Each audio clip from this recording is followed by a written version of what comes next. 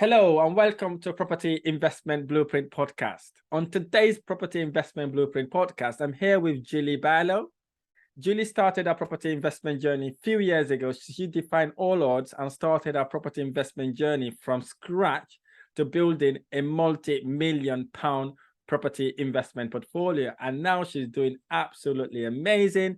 And she's literally having 7 figures coming through her property investment journey. Gillie is a mother of 3 amazing boys and an author of Amazon best-selling book, Understand Your Truth to Find Success. I love that title. She is a workaholic in the property industry, and she joined venture with scores of property investors, and she's helped investors start and scale their property investment to a massive portfolio. Gillie has her own property investment training, her YouTube channel, and then obviously she is a passionate property investor. Gillie, I am honored to be your host on Property Investment Blueprint, and welcome. Thank you. It's wonderful to be here. It's taken a while to get here, but it's brilliant to be here with you today. Thank you for having me. Fantastic. Thank you so much. I really appreciate the time with us today. So the story isn't good enough until it's told by the actual person who had it. So could you tell us a bit about how you started and what you currently do? Yes, of course, I'd love to. So I was born into the world an identical twin. I born into a family of 4 girls, brought up in a farmhouse environment, but that was a little bit volatile and difficult. We all have our different stories to tell, don't we?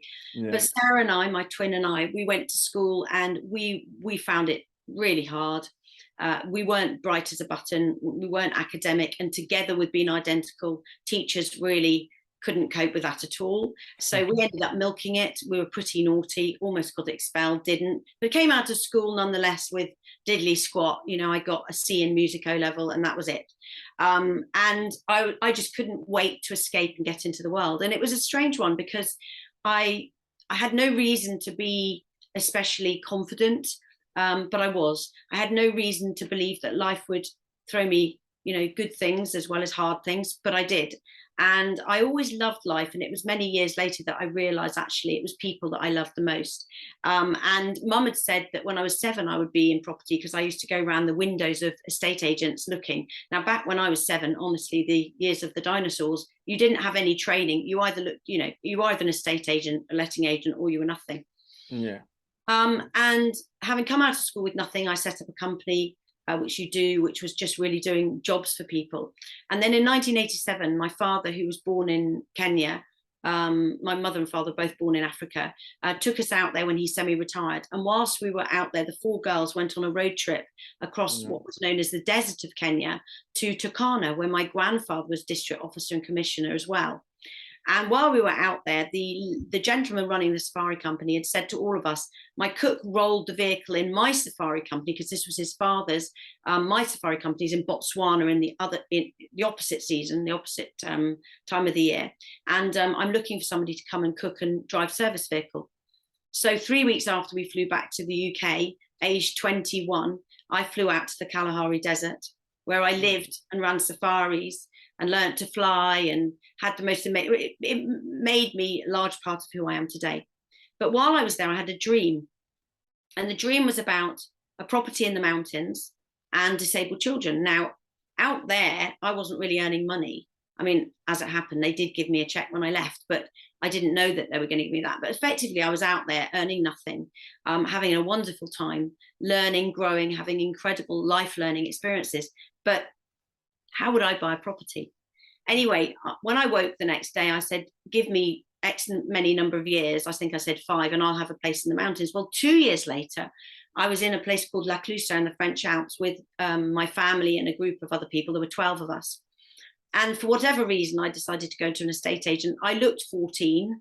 Nobody would take me seriously, even if I wanted to buy a car in this country. And that was the beginning of the story of my first ever property, which I still own today, which is a ski chalet that hadn't yet been built, that obviously was then built, that sleeps 12 to 14 people. Wow. And has, the following year, I took my first group of disabled children out there. I ran that for about 15 years. And 96, it won the Childline Award for Great Britain. And again, a massive experience for me, but the first part of my property journey. Now, what happened was I had no money. I had no ability to get a mortgage. I had absolutely no experience. I had no support at all. Everybody thought I would start staring bonkers. And so I had to work a way of getting this property without the need of money. Wow. And so my attitude and my mantra back then was, I'm going to do it. The question is how. And when I'm teaching people now, I say, if you can just get that mantra of I'm going to do it, the question is how. Once you've got to the place of I'm going to do it, and the mindset is good, the how is the exciting part, because we work it out together. And the how is what I then did.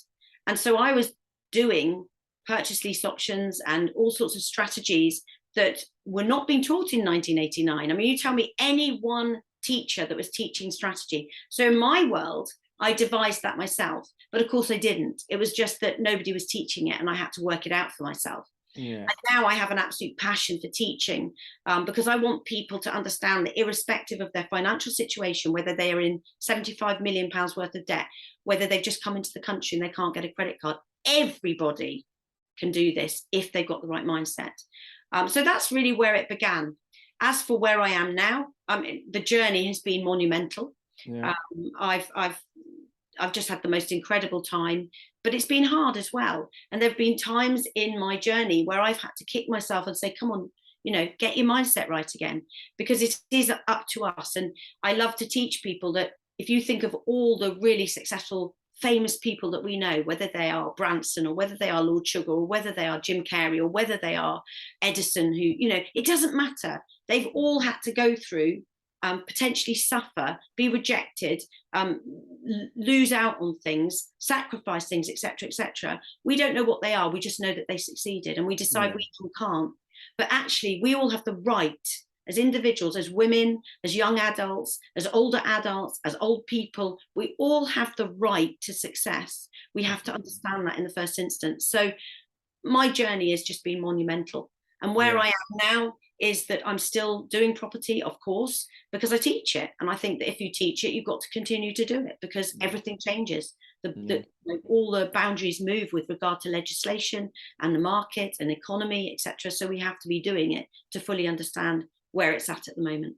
Absolutely. I like your journey, from you've taken us to Kenya, from Kenya to different parts of the world, Botswana. I like that. So I guess then what it is like to actually start your property investment journey with zero. When you're talking about it, I remember when I was at uni, I was homeless then, sleeping my friend's couch.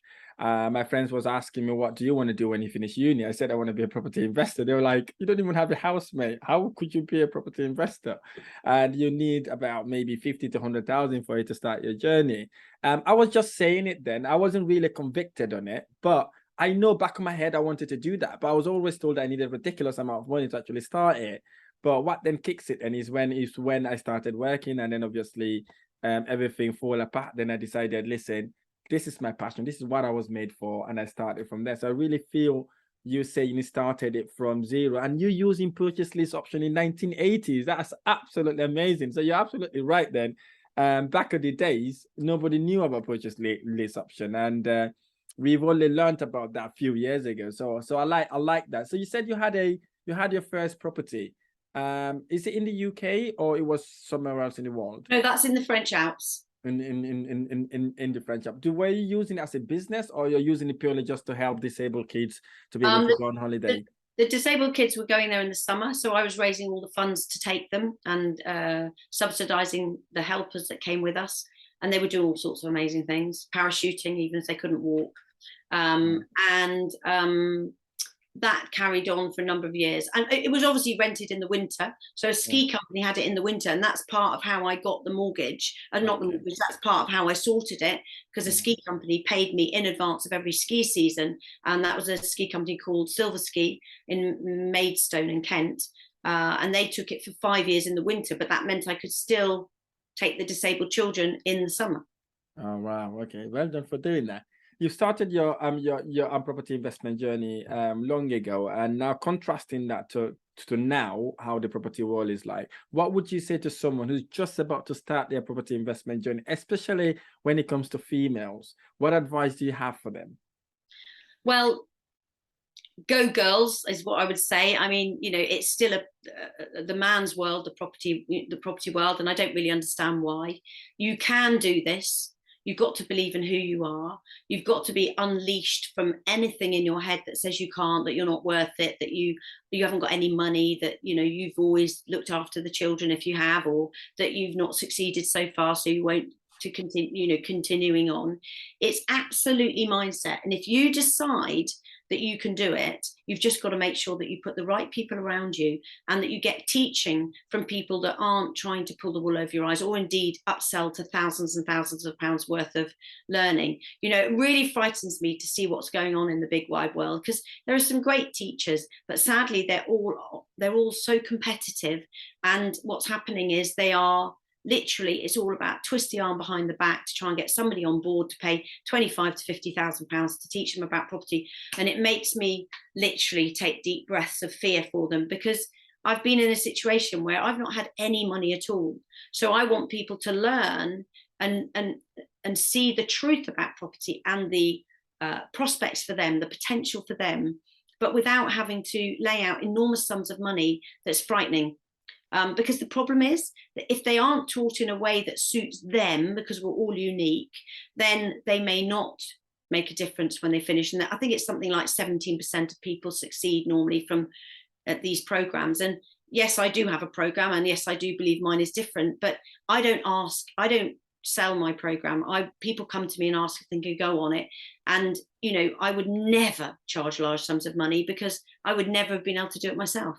And I want to help people and not hinder them. And I think that you've got to understand that you can get a lot on Google. You can get a lot of free information. I speak on Clubhouse twice a week, and that's all free. And if that's all you need, hallelujah.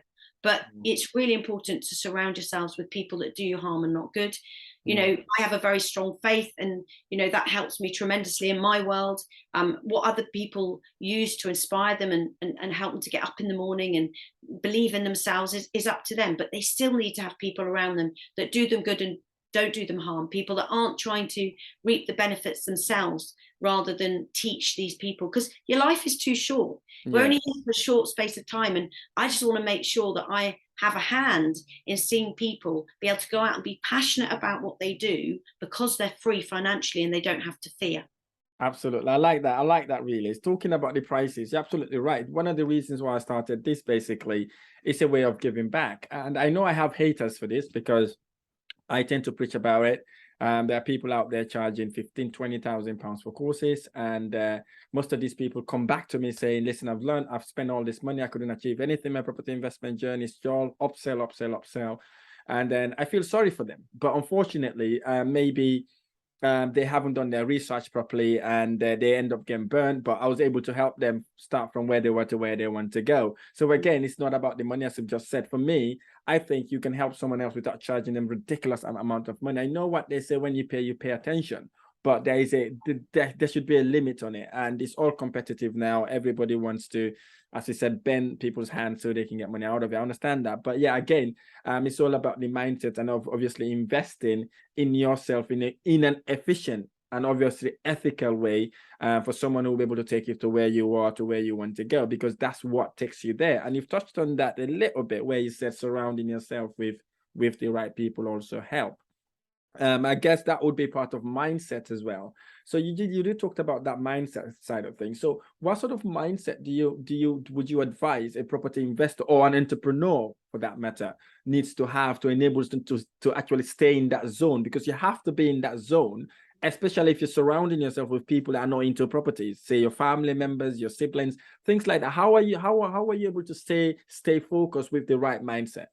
Okay, so first of all, I say to people, go to a mirror and look at yourself. Don't look at flesh, but speak to yourself. And on a scale of 1 to 10, say what you think about yourself as an individual.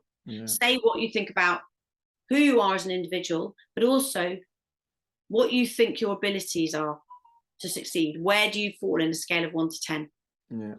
And if they aren't saying 10, that's where they need to begin. It's not property, it's that. And they need to have help. And it doesn't take years. It's not like that. They need to have help. And in actual fact, the book I wrote, Understand Your Truth to Find Success, I thought it would be all about property. I mentioned property once, and I'm going to say that straight out, because those that don't want to read it because it's not about property, don't buy it if you want it all about property. But I wrote that book because it is all about understanding your truth, the person that you've become, the person you've been molded to be right now because of what people have spoken over you growing up, because of what you felt in terms of comparisons with other people, whether it's siblings or whether it's people at school, or whether teachers have said terrible things to you.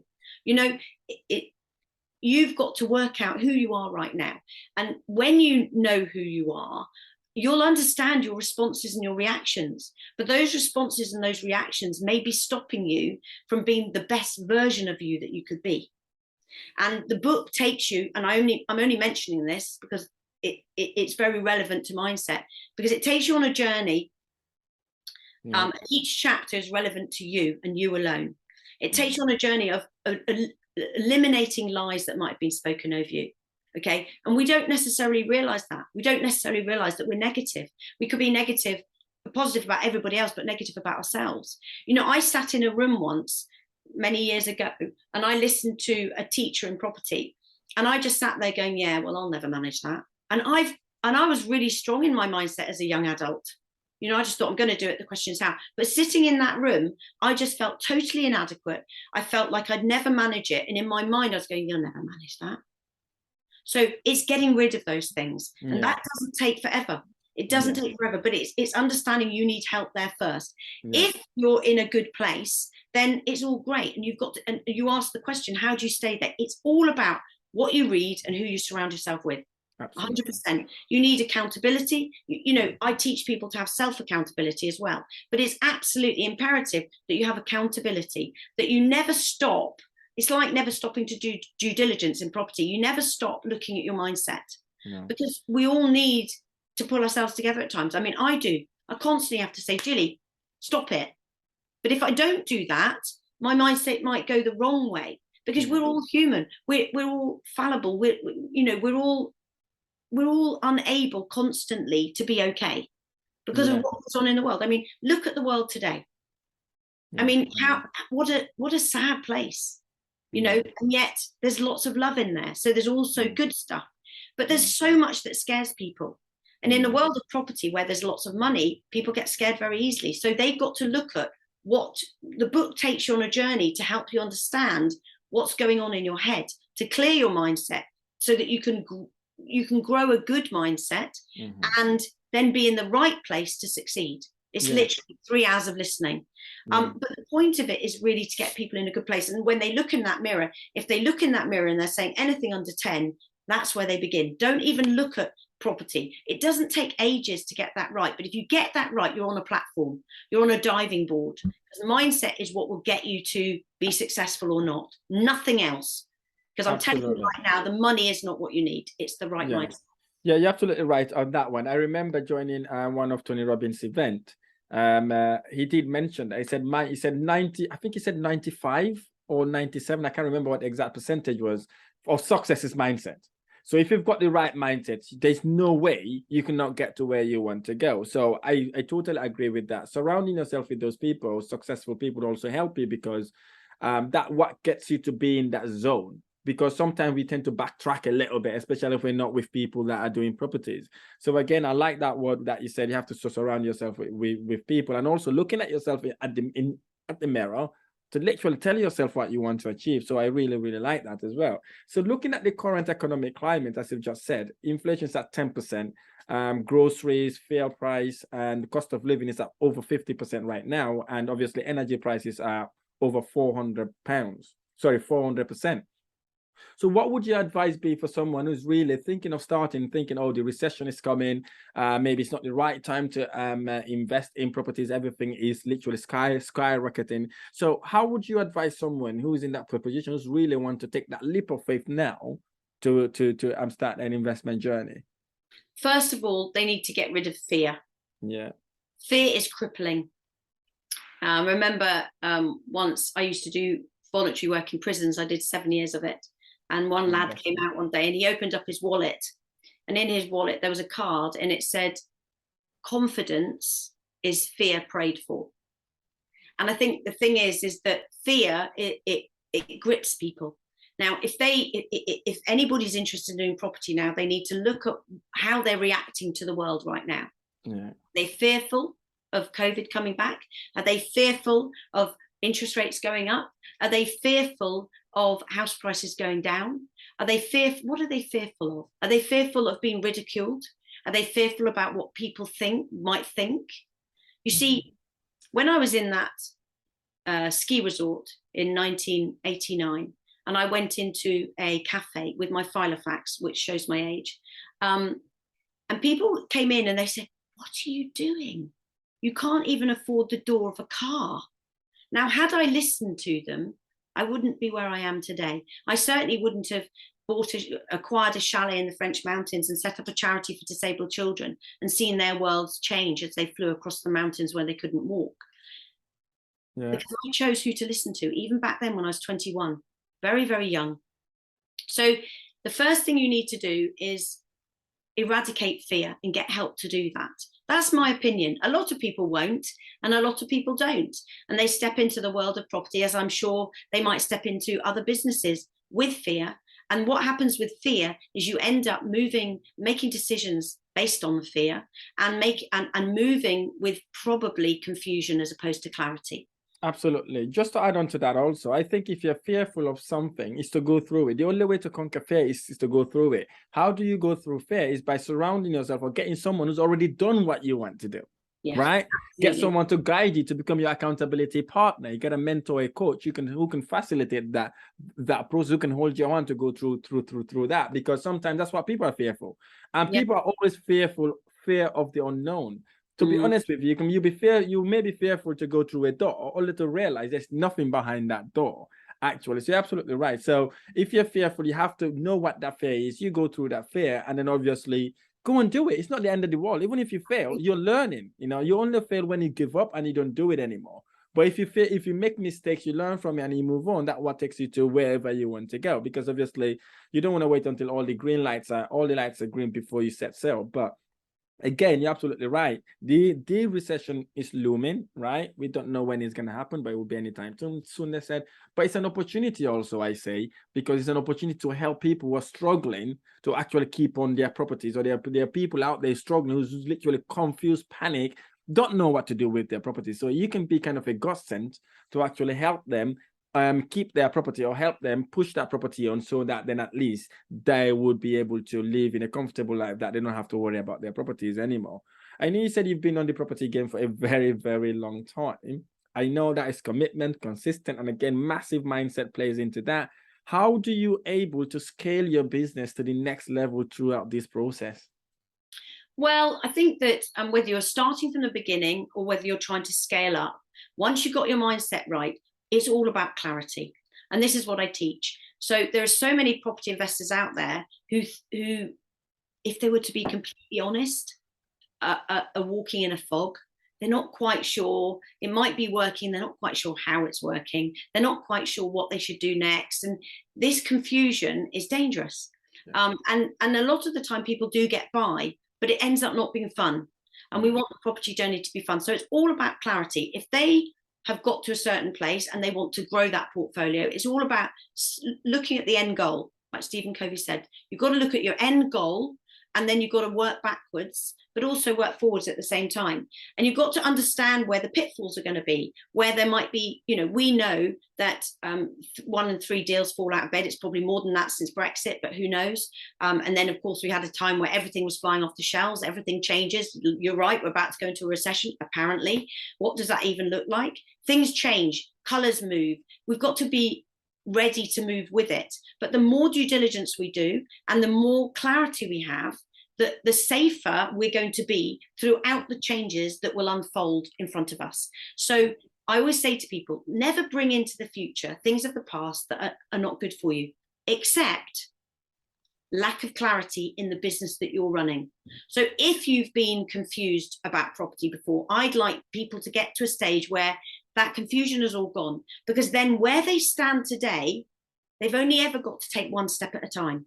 Now, that step is going to be a step of faith to a degree. What that faith is in is up to them, whether it's faith in self. But when they take that step, if they step into a place of confusion again, guess what?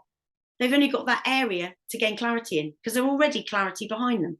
So if you take one step at a time and you make sure that where there's confusion, you have help to gain clarity in that area, you will never find it a problem ever again. And if you've got clarity in every step that you take and you're doing your due diligence, one thing people don't understand is we talk about location being the most important thing. Absolutely. But that falls under due diligence. Of course. Now, a lot of people talk about due diligence, and actually that frightens them, because they think, I don't really know what I need to do. You know, we talk about due diligence like, yeah, I found out it's quite a good area for this strategy. I found out this and I found out that. But what else is due diligence? So it's understanding that it's not the Amazon. It's not like stepping into a rainforest where you don't know where to put your feet. It can be very, very simple. But as well as that, we've got to do risk analysis. And this is where many, many property teachers don't teach people. I worked in a company called Risk Decisions for many years. When I joined the company as marketing manager, I couldn't even spell analysis. And I learned in layman's terms what risk analysis is. And every step of the journey, you need to be doing your risk analysis to make sure that you're looking at the best case, the worst case, and the most likely. And if we do that, then we will grow exponentially. Absolutely. Thanks very much for that. I like that answer. Your enthusiasm and energy draws me to you when we are recommended for me to kind of interview you. What really keeps you going without losing your enthusiasm? Because it's been a very long time since you started your property investment journey. What keeps me going is the freedom it brings. Yeah. Okay. But most importantly for me, it's the people I meet and the people I help. So I have an absolute passion to help young adults, because I've got 3 boys. And although boys and girls and women and men can go out to work, men don't have babies. It's not happened yet. And so we know that there's an element of pressure that is often put on a man to generate an income. And my children are all in the art business. So one of them is a street dancer and 2 of them are drummers. And so I want them to go out and be passionate about what they do. I don't want them to be pigeonholed. I want them to love every second of what they do. I don't want them to have to worry about bills. And so my middle boy started in property first at the age of, he just turned 17 when he got his first deal. He now has a £2 million portfolio. Wow. He's 22. My oldest boy went to university and studied dance. He now has a portfolio and it's growing. It's just under £1 million. And my youngest boy is just about to go off to Africa to do voluntary work, but he wants to now get into property. And I would never make them. But what I learned at the age of 16 before Ben went to university was they needed to learn this stuff if they so wished. And so I used to hold an hour's free teaching on a Wednesday in my house for the youngsters to come and listen. And in actual fact, my middle boy during COVID had up to 5 people in the garden. He was teaching them free all that he's learned. And so my passion now is to teach. I also love teaching middle-aged people, because I think that when you get to the age of 40 and you suddenly find yourself redundant, it's a hard place to be. And I absolutely love teaching women, because women, unfortunately, still in this day and age, still often see themselves as below a man, or not having the ability, or not the freedom, or not the I don't know, the brain power. It worries me, it bothers me tremendously. And so I love to see women really step up to the mark and be more successful than they ever believed they could be.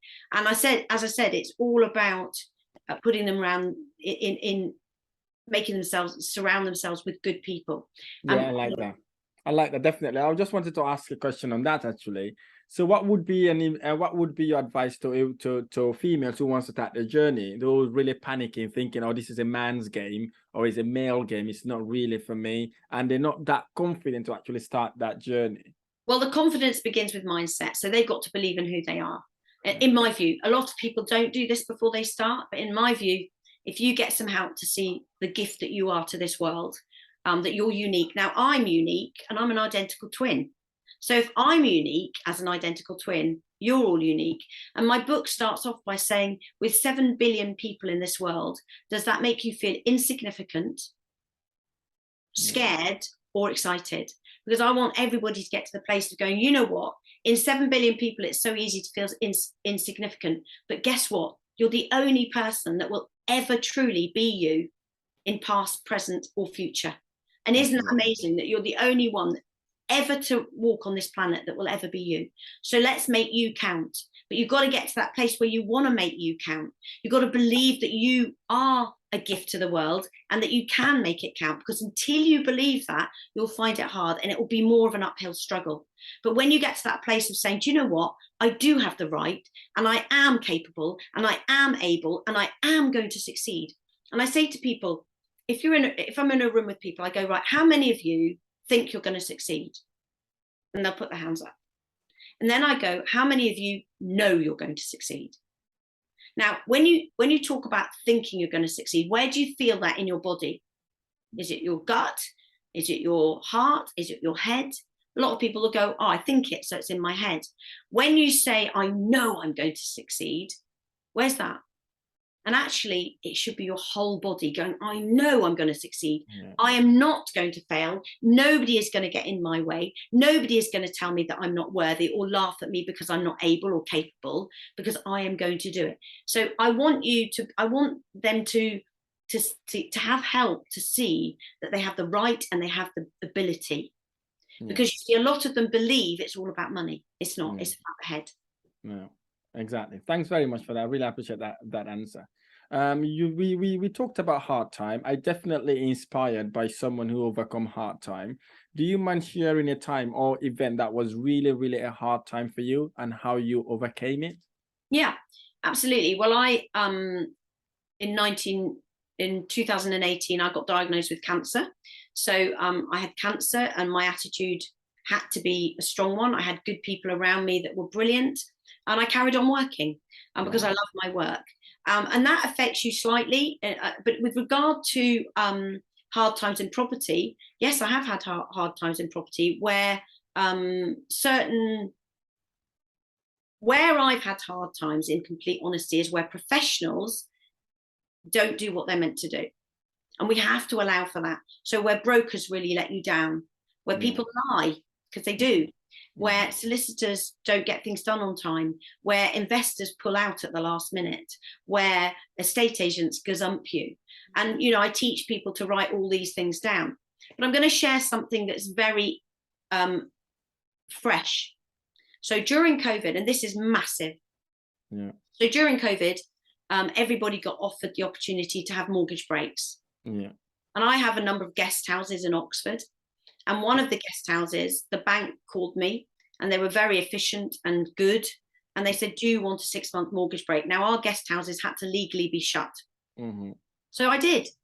Now, we needed further mortgage break. And the long and the short of it was, at the end of the mortgage break, they turned around to me and said, you do realise that we've now turned all that mortgage break into arrears.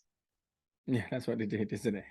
And that's just outrageous. But and the story into arrears. Yeah, they just said, oh, by the way, did you read the small print in your contract of 3 years ago that says that if you go over 6 months, it becomes arrears? And I said, but this is COVID and you offered it to me. Yeah.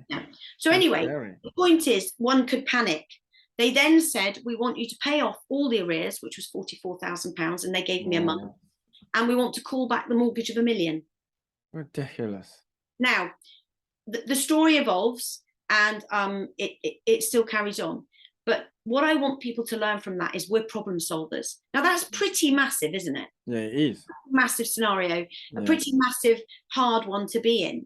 But if your mind is right, if you have the right people around you, it's not going to destroy my life. No. I'm not going to let them take away my health. I'm not going to let them rule my life. Okay. Yeah. And so it's all about being a problem solver. We become problem solvers and say, right, what can we do to make this either go away completely or deal with it as each step of the way? Right. And you do the best you can.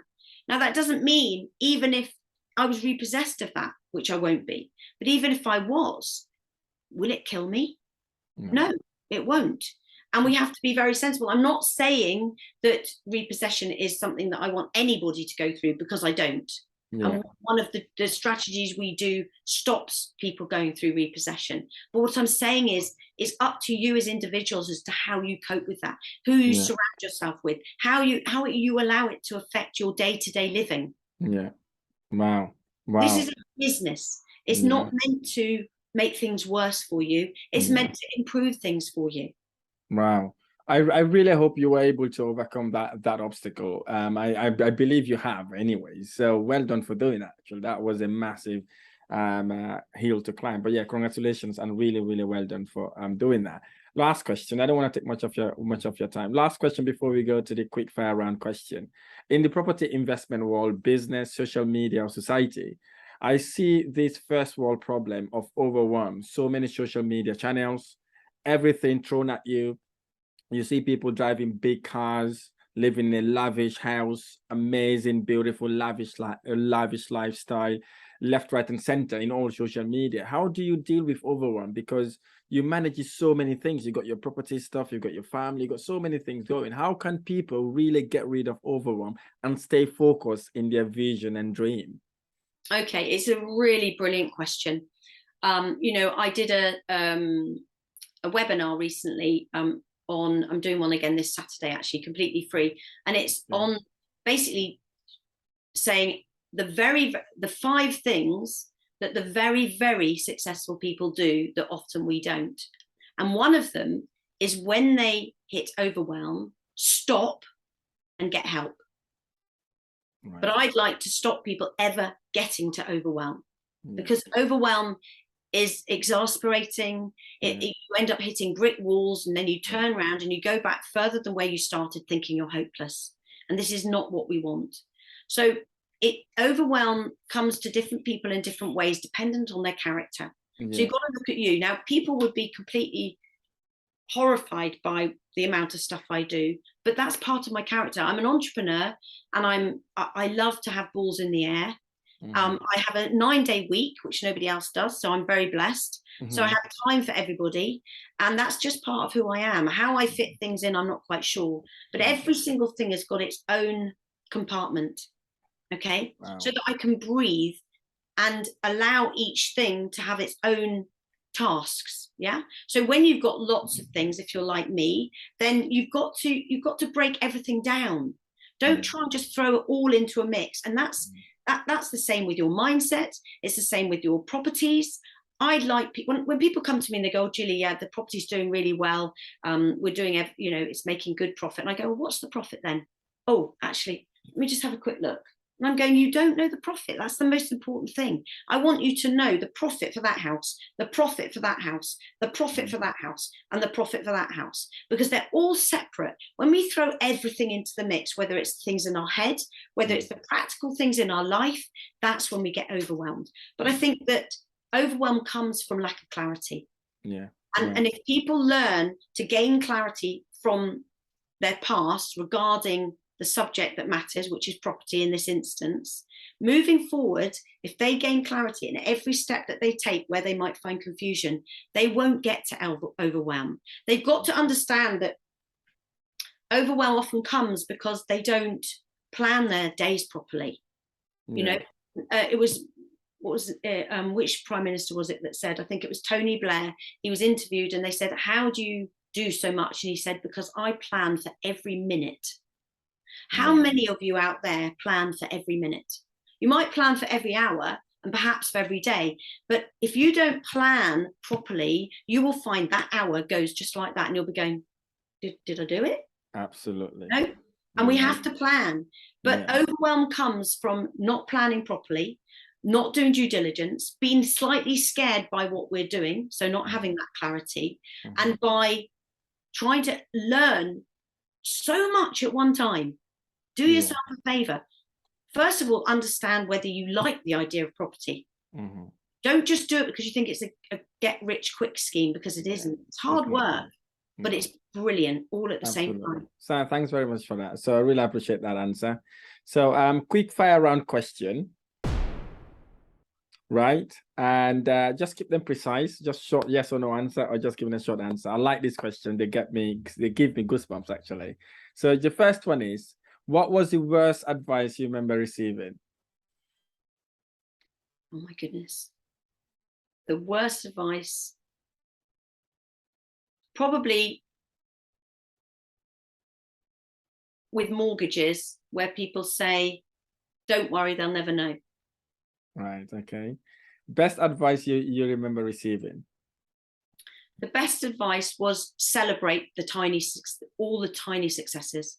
So don't feel that you've got to get that property and complete on it before you succeed. I always say to people, whether you get a good phone call with an agent, whether you meet somebody that might be your JV partner, whether you have a chat with someone that might be your investor, whether you go to a networking event and you meet some good people or hear a good talk, celebrate it. That doesn't mean go off on a £4,000 cruise. For me, it was going to the piano and playing a piece for me and going, you deserve this because you've just had a really good call. Celebrate every success. Brilliant. I like that. Who is your favorite sports star, if you're into sport? Oh, sports star. Well, it used to be Eddie Irvine, but probably someone like, from years ago, McEnroe, because he was unleashed. He was a wild man that said what he felt. In today's world, I don't know. There's so many sports people that I like. Right. Okay. Looking back at your 18-year self, what would you have done differently? Looking back at your 18-year self, when you were 18 years, okay, what would you have done differently? Actually, very little, because 18 was a very pivotal time for me. It was a time that in my book, I talk about being 18 and standing in my parents' garden and hearing a conversation that really made me want to prepare for a potential partner, not to be under stress or duress regarding money. And it was a time where there were two specific women in my life that were massively influential. And I was just absolutely determined to break the mold of not being able to do stuff just because I hadn't been academic. Fantastic. So I don't think I changed much, to be honest. Brilliant. I like that. What was the inspiration growing up? My inspiration growing up, it was a difficult childhood. So I was just fairly dogmatic and bold as a young child. But I suppose that the two ladies in my life, I had my godmother as a lady who's still alive today, and she'd worked in the Yemen and all over the world and got awards as a nurse. And she was a spinster, so she had so many stories. And I think stories inspired me, very, very young stories. So I love stories. My whole book is of my stories. And I think stories can really, really inspire. And she talked about all the work that she did all over the world as a nurse, and all the hard things. I think, yeah, probably stories inspired me massively. Okay. Your biggest regret? My biggest regret.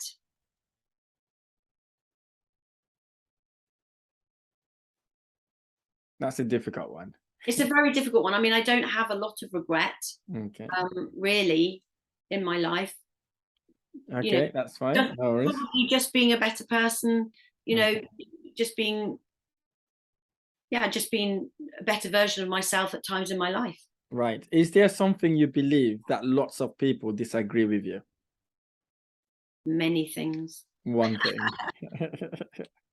Well, in the world of property, I think that there are many teaching ways that I don't believe in, and I fear for people.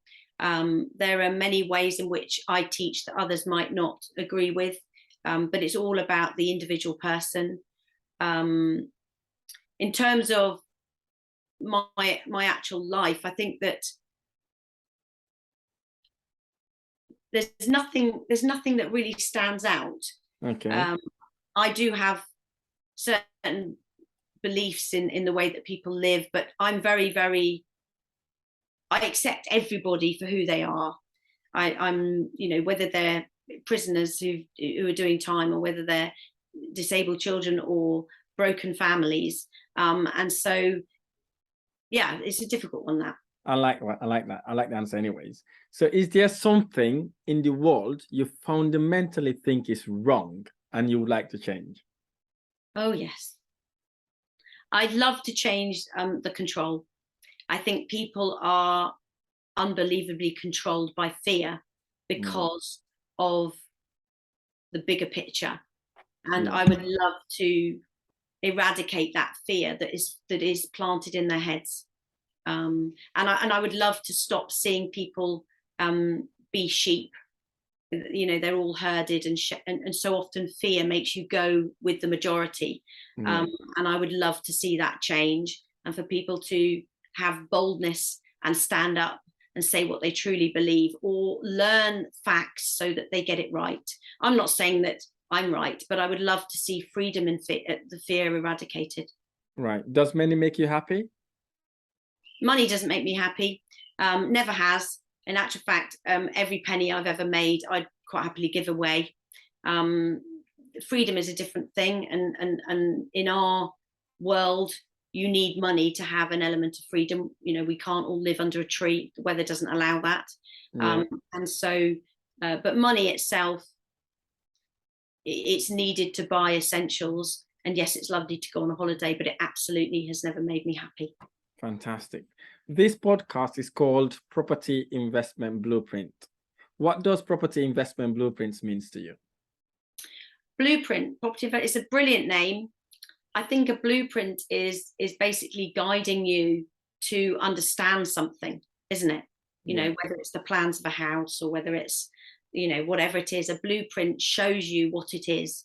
And for me, it's a wonderful name, because we want people to, I would love it to mean that people are taught property in a way that's healthy, that's not greedy, a way that helps and doesn't hinder, whether that's the buyer, the seller, the investor, the agent, the solicitor, whoever it is. And I would love people to understand that the property blueprint is good if it's taught in the right way. But a blueprint is, it's like an interpretation, isn't it?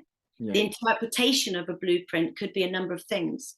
And how wonderful would it be if the interpretation of the property blueprint was such that everybody got what they needed, not always what they wanted, but actually that everybody was happy in what they got. Wow. Look at it like an equilateral triangle. And whether you know, obviously you've got to have three parties, but often it's an agent, a vendor, and your buyer. And it's got to be equilateral, because everybody's got to be happy at the end of it. And if the blueprint could teach people to do that, wow, wouldn't that be amazing? Fantastic. Thank you so much for that. Final one. If I was to interview one person, who would you love me to interview, and why?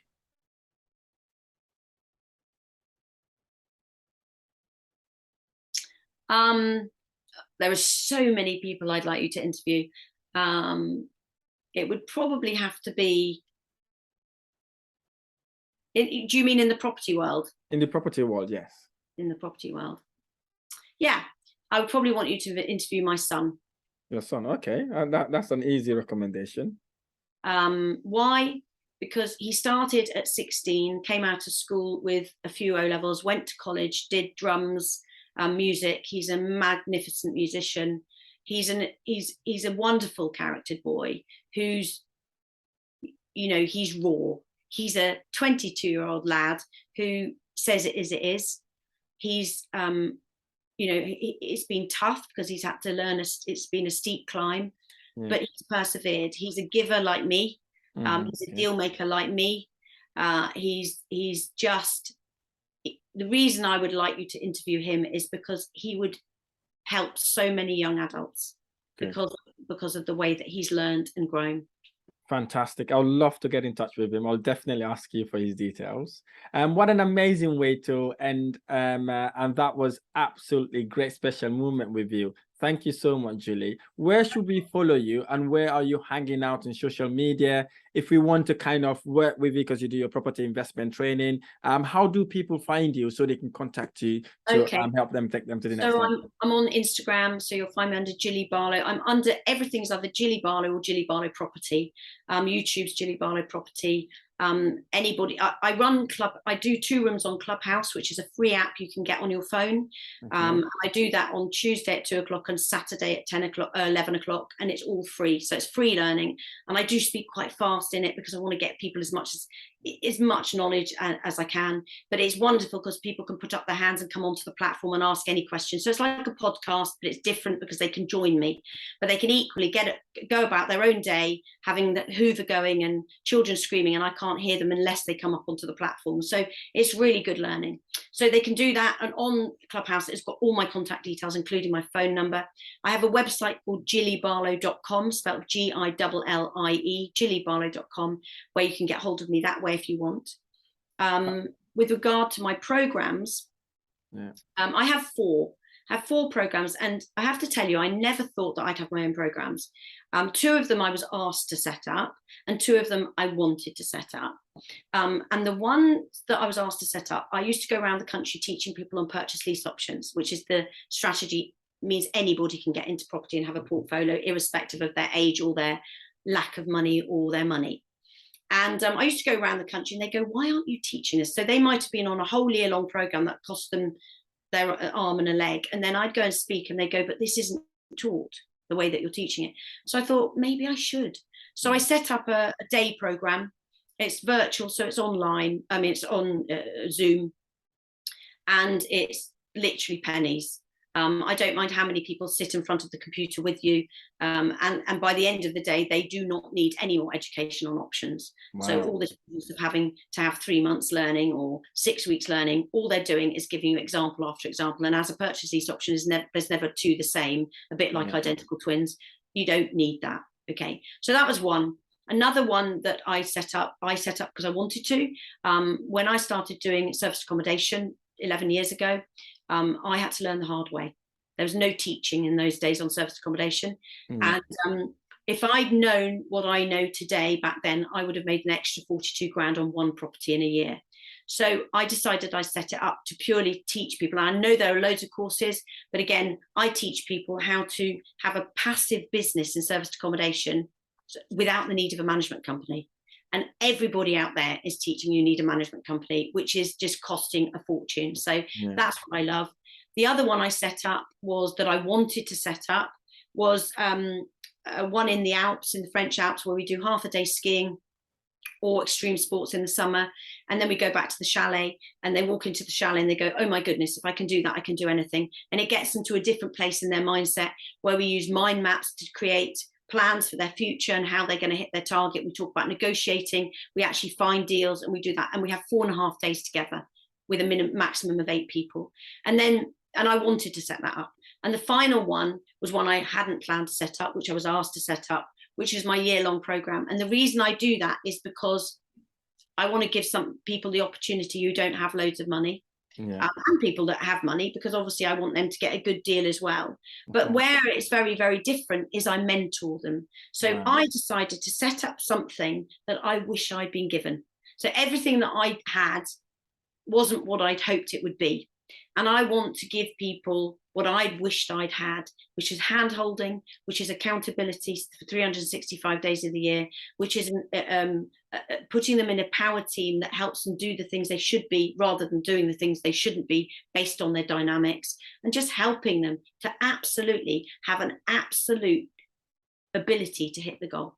Fantastic. So those are the four ones that I have. Yeah, thanks very much for actually sharing that with you with us. So again, anyone who's interested will surely contact you. And again, it has been absolutely amazing. Thank you so much for sharing your life passion with us. We absolutely love you. I've been following you. I'm looking at what you're doing, and I'm really, really wishing you all the best. And again, thank you so much for joining the Property Investment Blueprint podcast. It's been brilliant. I really, really thank you for inviting me today. Thank you.